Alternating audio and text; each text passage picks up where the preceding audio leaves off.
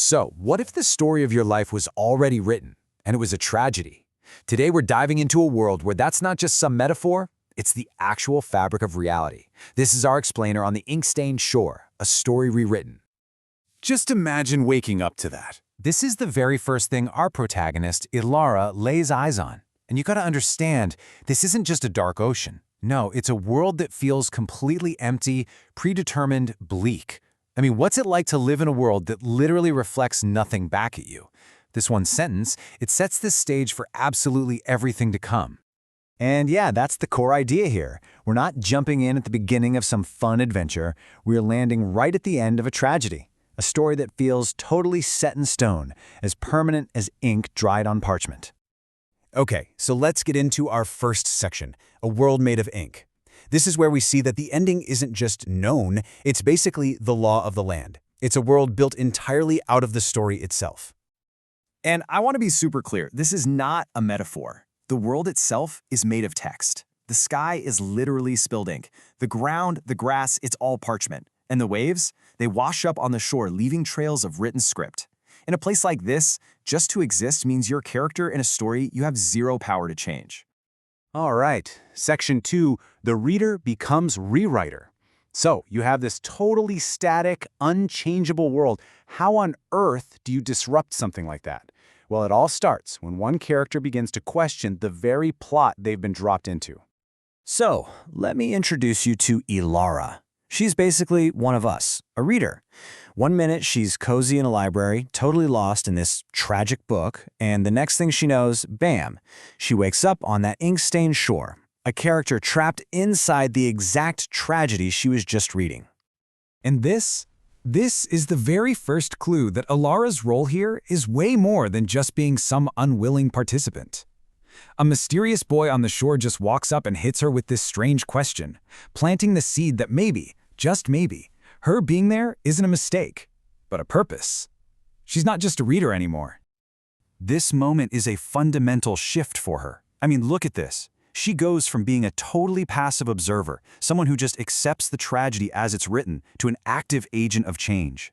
She's not just following the plot anymore. She's starting to realize she might actually have the power to rewrite it. Let's move on to section 3, the villain's true story. You know, every story needs a villain, right? But what if that's just scratching the surface?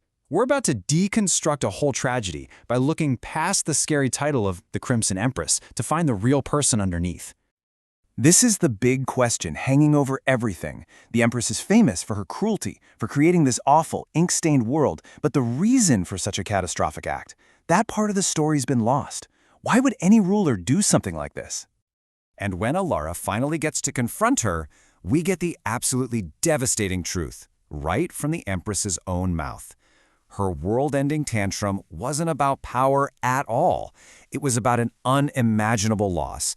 The story took her son, so she decided to take the story. This just completely reframes everything, doesn't it? The quote-unquote villain that we were introduced to is actually a grieving mother. Her tyranny isn't cruelty, it's a giant monument to her sorrow. She was desperately trying to make the entire world feel as broken as her own heart. And here he is, the source of all that pain. Noct, that mysterious boy from the shore, is the Empress's son who was erased from the story. So when Elara gives him a name, it's the very first, powerful act of rewriting. She makes him real again, pulling him out of the margins and putting him right back in the center of the narrative where he belongs. Okay, on to section 4, a fight against erasure. But you know, changing a story, a living, breathing story, it's not going to be that easy. The story itself is about to fight back. This is where our heroes have to literally fight against the established canon. So enter the archivists. Now these guys aren't evil in the way you might think. They're the enforcers of the original narrative. They're guardians who truly believe that the story, with all its tragedy, has to be preserved exactly as it was first written. They are the ultimate resistance to change. And this line from the archivists, wow, it just sums up their entire philosophy, doesn't it? To them, what Elara is doing isn't just a change, it's a violation. She has introduced hope into a tragedy, and in their world, that is the ultimate crime. And this, of course, leads to an incredible rebellion, one that's fought with words, not swords. You've got Elara, literally writing new possibilities into existence with her quill. The Empress, now a protector, is unleashing these massive storms of defensive script. And Noct, he's embracing his own power, rewriting the actual stars in the sky. It's amazing. Okay, we're at the home stretch. Section 5, rewriting the ending. So how does this all end? Well, a new canon is about to be written from the ashes of the old one. After the battle, it all comes down to this. The Empress faces her final test. Her crown, it represents her old story, the power that was born from grief and control.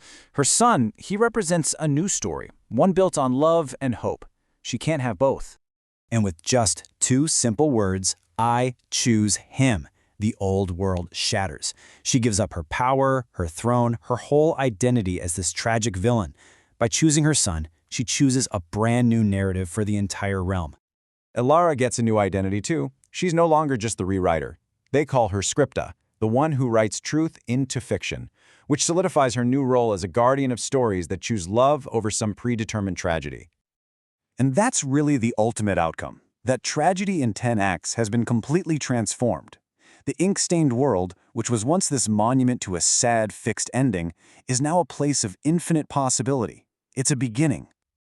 You know, when you boil it all down, this story shows us that no narrative is ever truly fixed, whether it's in a book or in our own lives. It really asks us to think about the power we all have to challenge the scripts we've been given.